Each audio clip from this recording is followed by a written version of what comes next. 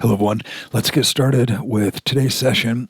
Starting out with directional alerts market trend. Currently looking at that big picture, 30,000 foot view perspective. Essentially, where are we at in this current trend? Market conditions are weakening here just a little bit. We've shifted back to mildly bearish in this bull market, and essentially what that's telling us is the bull market part of it is right here. We're in this long-term uptrend.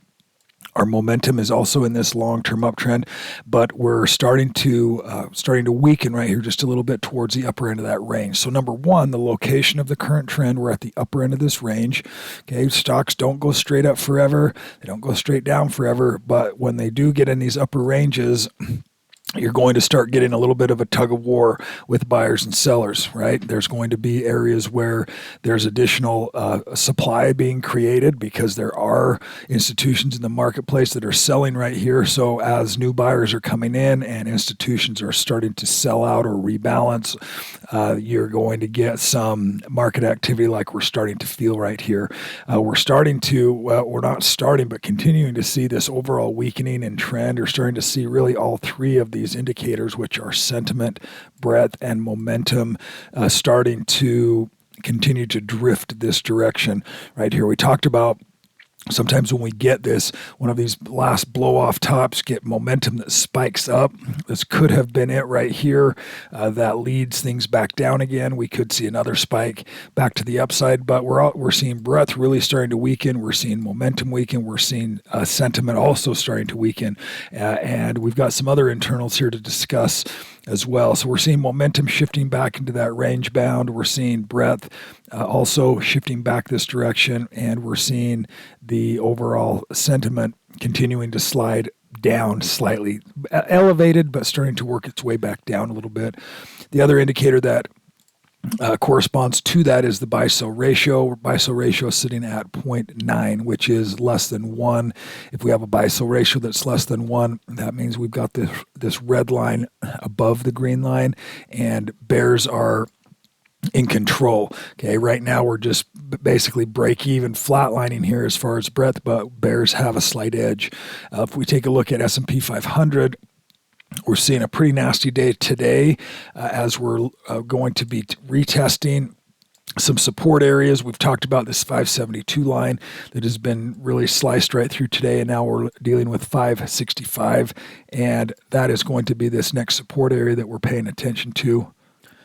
Now, we can still be in momentum, but once we start to get this trend profile, particularly on individual stocks, on markets, they also work as well. Sometimes they're a little bit slower moving, but remember what's happening here is we're getting market character shifts or structure shifts when we start to change from uptrends to no trend to downtrend. Okay, so we're in this phase right now where we're working our way this direction. Typically, it doesn't happen all at once or in one day, particularly at the upper end of the range. Once you start to get some selling, and then you get even additional selling, this is where things really can start to fall off the table. It can happen towards the upper end of the range as well, but these are areas where we want to start to be paying attention to our allocation, okay, and potentially be watching for adjustments, rebalances, exiting losers, adjusting stops higher on your winners, maybe even selling out of some of the winners as well to rebalance the risk.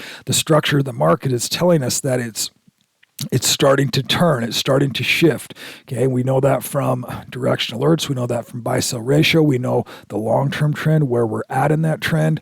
We also know that the economic scenario on the bond yield curve, and we'll talk about that here in just a minute as well, because that really is one of the biggest drivers of anticipated stock prices, and that is interest rates. And so we're dealing with economic growth. We're dealing with interest rates and inflation. Those things are still not out of the equation. We're still working through some of that, and that's going to play a factor right here. But we've got S&P 500 sectors. I was going to come over here to the sectors. We're seeing this mixed bag of signals. We're getting more and more into the sell zone. We're getting a few in the hold and less in buy. We had a bunch of them in this hold range, but they're starting to shift over to that sell range. So when we start to see the sectors looking like this as well, I mean, ideally we want to see most of these in uptrends. We want to see most of these in buys or momentum as well to the upside. But now we're starting to see sectors that are all weakening.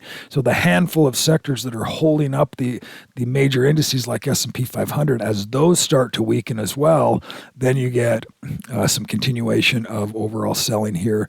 And this 1 week time frame, we can see which is leading and which is not in this current sell-off that we're seeing right now. We're seeing some acceleration with that with S&P 500.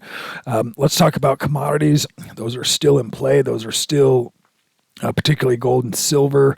Gold having this historic run, meeting all-time highs. Silver's right there with it, pulling back today, 3%, decent retracement right here.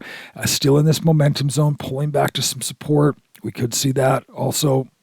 Find a support range, get some bounce in silver, but we could see some selling, some profit taking off on these commodities as well. Gold having a pullback of 1%, still well inside of that momentum zone, and has a range, this 246 area, really before it really starts to shift and break down. A USO, which is oil, had been selling off here significantly. It's up a couple of percent today, so maybe finding some support here on USO. Those are kind of the big picture perspective of what we're looking at. Where are we at in the current market trend? We are again at the upper end of the range. Momentum on this 1 year time frame is as high as it's ever been. It does not get this high. In fact, the original indicators have been set at 5 because that had been a normal range, and we're all the way to 26. So we see a really overbought conditions. Now, sometimes those overbought conditions can be justified, but remember what the market is. The market is just a giant auction, and it's continually looking for price discovery. It's continually anticipating where prices are going to be in the future.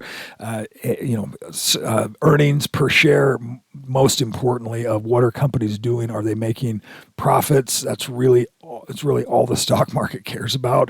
And so is a company earning profits, and at what pace, at what rate? And is that starting to soften? Is that starting to weaken? We're now beginning into this earnings season right here, so we're going to get a pretty good idea of what companies are reporting and kind of what their forecasts are, and the markets are going to be paying close attention to that. Now, our primary bias is to pay attention to the market, so let's let all those big institutions do all of that homework. Let's let them decide ultimately what they're going to do with their billions and trillions of dollars, and we will be paying attention to that in some of these areas of market structure, of market conditions, and this is where we're at currently in the trend. It doesn't matter what we want. It doesn't matter what we think is going to happen. The fact of the matter is markets do what they do, and we have to align ourselves to be able to manage risk. Okay? We can never control the outcome. We can only control the risk. So deciding when we enter and why, and when we exit and why, and how big of a position we put on, and when we get out, those are the things that we can control, and from there the market's going to do the rest. Okay, so when that starts to turn over, it turns over. We start to go down. That's just what stocks do. There's going to be a market cycle of a downturn, and we don't necessarily want to, beat ourselves up or force or say, oh, should I be buying? I'm buying aggressively on this dip. I'm going all in. Or, okay, this is not gambling. We're not gambling just to see what happens. We're allocating capital in a way that allows us to manage risk effectively, and that's really the bottom line. And we're utilizing stocks and cash to be able to do that. And ETFs that are either in stocks or variations of that as well. Okay, so we're not looking to buy put options, to be aggressively inverse, to, that those are certainly strategies that can be utilized. I'm going to talk about one of those strategies today, but by and large, we're focused on growing and protecting our wealth. Okay, we're focused on utilizing stocks and opportunities that are there while they're there. Sometimes they're just not there. Markets are going to retrace. When stocks pull back in a significant downturn, then you're getting most of those stocks that are going to retrace with those. So S&P 500, let's look at this 2-year time frame. If you look at the 2-year time frame, you can see we're just, this is where we are right here. It's kind of a blip in relation to where we've been over the last couple of years. We've had a couple of downturns here back into bearish trends. And here, and the most recent one was this last summer that we've been rallying out of. We've had a decent amount of whipsaw activity from this counter trend. And so now we're just retracing back into some of these support areas. So we'll watch to see if we get some support at these areas, but this could be the beginning of some more downturn. This is what it feels like as it's happening. But what that means is it doesn't necessarily mean, oh my gosh, let's freak out and let's sell everything and let's move to cash. That could be the strategy. That could be your strategy if you've decided I don't want any more risk in equities at all. I don't want to deal with the possibility of downturn. It depends on what your time frame is for needing money that you're tying up or utilizing the capital that you've got exposed to equities. Then those are all individual type of scenarios that you want to make sure you have a plan for, and say, why am I investing in stocks? Why do I have my money here? Is it because I want to try and get rich overnight? Okay, that's not the methodology we're focusing on. Some stocks can certainly do that, but there's always a reward to risk relationship, and we want to try and get the most reward with the least amount of risk that we possibly can do that. There is no perfect world of getting all the reward and no risk. Okay, we have to take some risk, and with that means uncertainty, and with that means volatility. And so we just want to make sure that we're structuring ourselves in a way that it corresponds with our risk tolerance and with some logic. Okay, we want to logically be able to say, this market is way overbought, or it's way oversold, or whatever the scenario is. We want to be paying attention to price activity. That's part of the reason why we're using technical analysis, is focusing on momentum, focusing on non-momentum, focusing on bearish momentum as well. So S&P 500, this is where we're at as of right now. What does that mean? Okay, what it means is that we're starting to shift back to the downside, and we have to be able to adjust our risk accordingly. Typically, what that means is getting stopped out of positions or exiting positions, exiting losers that are going to, weeding out the portfolio, so to speak. Okay, and that means that if you've got some losers in here, this one actually stopped out today, or getting very close to it. We had a couple others that we have been selling out of as well that have got some losses. We've got some that still have some gains in here as well, that we've either taken some of the gains on the way up. Now we're trailing stops on a lot of these as well, and looking to see which ones don't I want. Do I want to reduce my risk? And by reducing my risk, that means I've got to sell something and lower the exposure. I'm moving money back to cash. We've had a pretty large concentration of cash all year long. So performance has been relatively muted most of the year just because of where the market is. It's been in this top location of this current trend for most of the year. And so I'm not willing to go all in the market when it is approaching a top, okay? Particularly when it's, we're utilizing our indicators and we're saying that, the buy-sell ratio is bearish and the momentum rank is at 27, which in 20 years, this is as high as it's ever been. Granted, the market's as high as it's ever been, but it doesn't mean it's going to reverse and can, create a massive crash or bear market. What it means is this probability of it continuing higher at this current trajectory, say that 10 times, is just not. It's not a probable move. It's not a real high probability to continue here without having some kind of consolidation or a deeper retracement or even up and then back down again. But we've got to have something that looks a little bit more like this at some point. We're more than likely we're getting close to that area. It could last a while, but in terms of the allocation, for me in this portfolio, it's managed at a relatively conservative approach, and right now it's about 25 to 35% whole equities and the rest in cash. Okay, now that could be lower and probably will be lower over the next 2 or 3 days if markets continue to retrace. So these are times to really focus on what is your goal, what is your plan, what is your approach to accomplish that, and in what way are you going to do that with your allocation and the stocks that you are selecting. Okay, now when markets start to retrace, a lot of these muscle stocks, because they are so speculative, a lot of them don't have earnings, a lot of them are anticipated technologies like WGS in the genetic space. Massive run here from 23 to 80.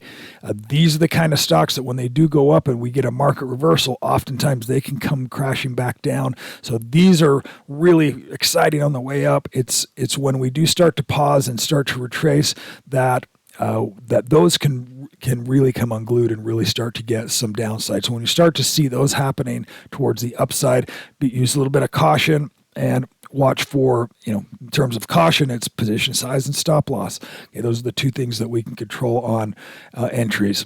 And so let's, based on that and based on current market conditions, it doesn't necessarily mean we don't want to buy stocks, because there are still going to be stocks that are working and that are moving higher. They may be in the oil space. They may be in the consumer staple space. Everybody's got to have soap and toilet paper and toothbrushes, and and even in utilities, oftentimes those kind of stocks will continue to do well. But let's scroll through the new buy list and let's see if there's anything that's of interest as of right now. Even based on today's move, that's an interesting move right there on GVA, where you had a massive gap lower, traded lower, and now it's rallying all the way back up. If I were to change that bar over, you can see here that's a pretty bullish scenario, increasing volume right there as well on GVA. Let's take this as an example. Okay, this might not be a fantastic example. Let's look for a couple of others first, and then maybe we'll come back to this. QNST, let's look at this one. Okay, so in this case, I could go out that 6-month time frame. Sometimes you get a lot of volatility right here. It may not give you a real clear perspective quite yet. Sometimes if you need to clear up that chart a little bit, you can remove the volume, and sometimes even you can just change that out so you have a little bit different signal, so all the greens and yellows and reds are not just kind of just blasting all over the place, and to get a little bit cleaner perspective. Doesn't necessarily always matter, but in this case, we know what we're focused on. Number one, we want to focus on this location right here on a chart. Okay, we want to see 6-month time frame. We want to see a stock that is above this 236 location. The 236 is simply a retracement of this swing high and swing low. This is automatically on the time frame going to grab the swing high and swing low. So this is just saying, and I covered this last time, where this is a 23% retracement this direction. If I were to draw the lines like this, all the way back down from here is a 100% retracement. It is retraced or moved against the trend the entire thing, 100%. 50% is right here. So if it retraced halfway back, you can see that visually. It's halfway, 50%. It's bounced. The support range bounced off of these areas. They wouldn't have been the 50618 at the time, close to that, but still corrective and counter trend, and there's proof of momentum. Okay, there's demand there, and the reason why there's proof of momentum is the evidence is showing the price is moving higher, and it's moving higher with increased volume. Okay, so you're getting big volume yesterday, several big volume days back here as well. That is demand saying, now institutions are the only group that can push a stock past these resistance areas. Okay, you have somebody that sold here, sold here, sold here. And when I say somebody, I say institutions. We're not concerned about mom and pops and smaller shops. Institutions are hedge funds, mutual funds, pension funds, insurance companies. Those guys that have millions, if not billions, if not trillions, if you're BlackRock, money of dollars that they have to manage. They have to deploy that money and put it to work, and if they're looking for opportunities, then those opportunities can start to show up in volume. So when you have a really strong breakout pattern, this is referred to as a breakout pattern, and it happens on big volume, it was an institution that had the money to push past all these sellers. There's going to be sellers lined up right here to say, all right, let's sell it. Well, it just blasted right through that. Now we want to see if there's any sellers left. At some point, the sellers are going to be like, whew, okay, never mind. I'm done. I'm out. I was stopped out of that trade. And now that frees up even more demand because there's not as many sellers. So once you get a breakout pattern, you just get additional evidence that that big money is pushing that stock that direction. Okay, that's very general. It's a very general assumption, but that's what happens in price activity because it's an auction. It's just simply supply demand. There's nothing else. There's nothing else associated with it. Are there people lined up to buy it? Are there more people lined up to buy it than there are to sell it? Okay, then price goes higher. If the demand is there, the price is going to go higher, and so that's why we're focused on prices that are moving higher, is because it's proving to us that the demand is there, and the probability is now that the path of least resistance is higher. Okay, so on the stock chart, it's oftentimes we look at this chart and we say, oh my gosh, it's already gone from here to here. I've missed it. I've missed the move. I'm not going to buy it now. Okay, that's not how it works. Once that can happen, and if it does reverse, then you set your risk in place so that you're getting stopped out of a position. But most of the time, it is now proving that the demand is there. And remember, companies are designed to grow. Companies are continually growing. They are a living, breathing entity of growth and contraction. And so as companies are growing, they're earning, they're making more money, they're growing their product line, they're growing their sales team, they're growing their marketing, they're designed to grow, and ultimately their stock price will go higher if their earnings are going higher as well. So the backing of what a stock price is ultimately the company, and it still has to go up in value, but it's still an auction. Because this price is what the market has determined the value of this company is as of right now. Okay. And that's always going to be overinflated or underinflated. And that's because most of this price activity is controlled by human beings, and we are greedy and we're fearful. And those are two human emotions that will probably never go away. And when that starts to happen, then we start to see different emotions coming out. You get the fear of missing out. You get greedy because you are like, wow, this company is amazing. They're growing. They're building this cool new thing and blah, blah, blah. I think it's going to go higher, so I want to buy the stock. Okay, you can have a million different ideas of why it's going higher, and that's great. But ultimately, it's is it going higher? What is the mass consensus saying in terms of areas of supply and demand? Now, there are times where if it's the upper end of a chart and it's a long-term chart, there may be a breakout trade that draws in new buyers, and sellers are waiting there to say, oh, sweet, finally, we got a big move. Now we're up in this supply area. Now we can start unloading our shares, and because there's new liquidity that has been created by, maybe an earnings report or some reason why it is going higher. And there could certainly be institutions that are lining up to say, now we've got a fresh new batch of buyers coming into the market. We're going to use that opportunity to sell to them. And if they have a big supply of shares, and now there's a new bunch of buyers coming in, you can get a big move up, and oftentimes then you see a quick move back down. If you've seen that happen, that's typically the scenario. Okay, anyway, that's kind of a side note, more of logic of what's happening behind the price structure. But in this case, if we are just looking at pure price activity, don't know anything about the stock, don't know anything about the company, just simply know that it is a high-ranked stock. It's 93, the 1-year time frame. It's been trending higher. It's moving in this direction. Okay. we'll typically just leave that Fibonacci connecting, the Fibonacci snap tool connected. That's a quick way to just visually see the trend as well. It doesn't draw the trend line, but you don't necessarily need that because most of what we're looking at is this direction anyway. Okay, this direction doesn't matter quite as much. We want to know where this direction is, the ups and the downs, the supply and demand area. The trend is going to just reveal itself as supply and demand locations are taken out. Okay, now this supply location gets taken out. Now it becomes a demand zone. Okay, and that's going to move here. So you're getting moves inside of these breakout points. So that's more of what we're focused on. And when we're in the upper end of that range right here, that's where we want to be. That's where we want most of our price activity to be, because there's proof that there's momentum there. And that momentum, our edge is that momentum will continue. Okay, so let's jump back in. Let's look at a potential trade here on this one. And if we were to set this up and say, how many shares do I need to buy? If I'm at 100,000, what are we at? $20. Okay, so 120 shares, 110 shares. 110 shares puts us at 2%. Now, if I were to go a stop all the way back down below the most recent move, that's at 1825. Let's look to see what a stop looks like there at 1825. 1825 puts us at 2.26 or $300 or a 13% retracement. Okay, that's not that bad.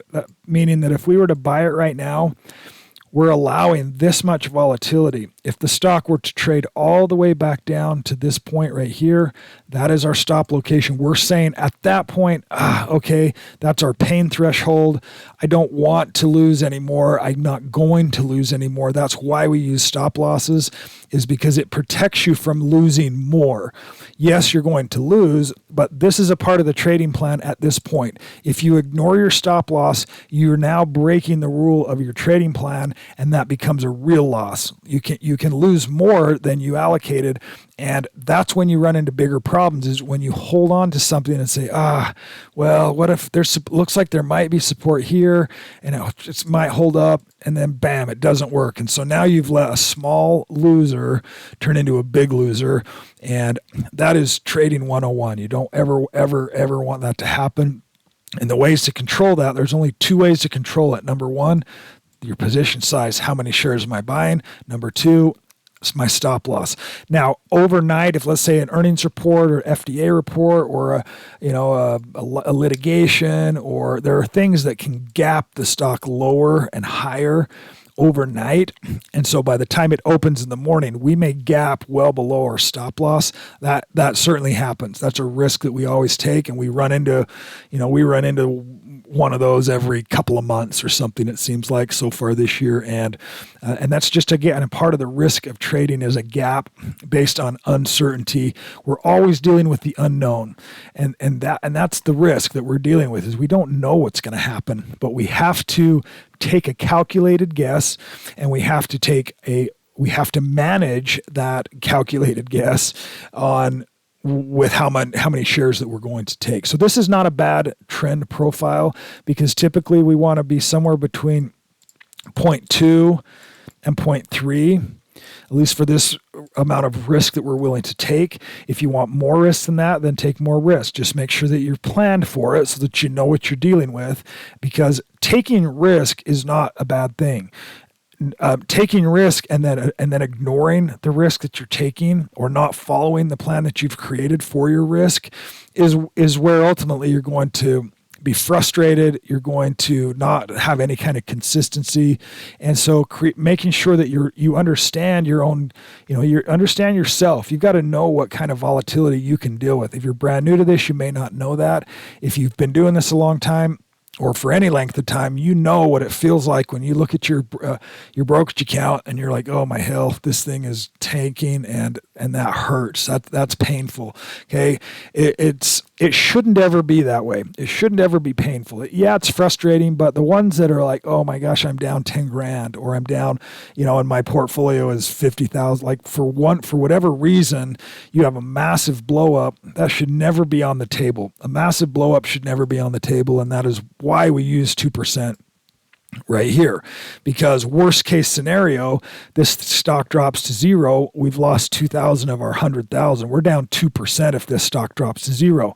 Most people don't want to trade that way. They want to say, well, I got 100,000. I'm going all in. I'm putting 100,000 into this one stock, and maybe I will get 100%. Okay, that's fine too. But that is a risk reward relationship. You run the risk of having a huge loss with a huge position size. Okay, versus taking smaller position size. Your risk is smaller. Your potential reward is smaller.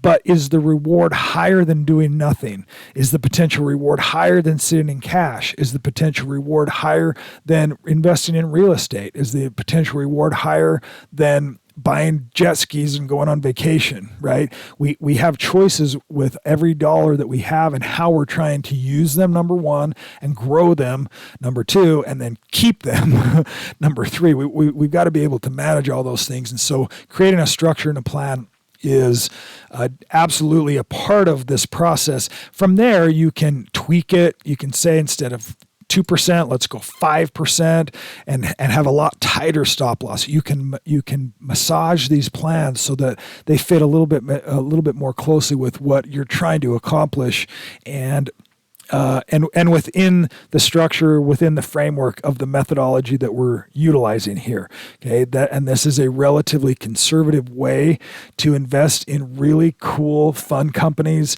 that are growing rapidly, and there's always risk to that. But it's a way to be able to participate in this in a structured way so that you understand what the rules of the game are and what you're trying to accomplish from there. I'm going to end on that note. I appreciate everybody's time and effort. We'll see you next time. Have a great weekend. Bye now.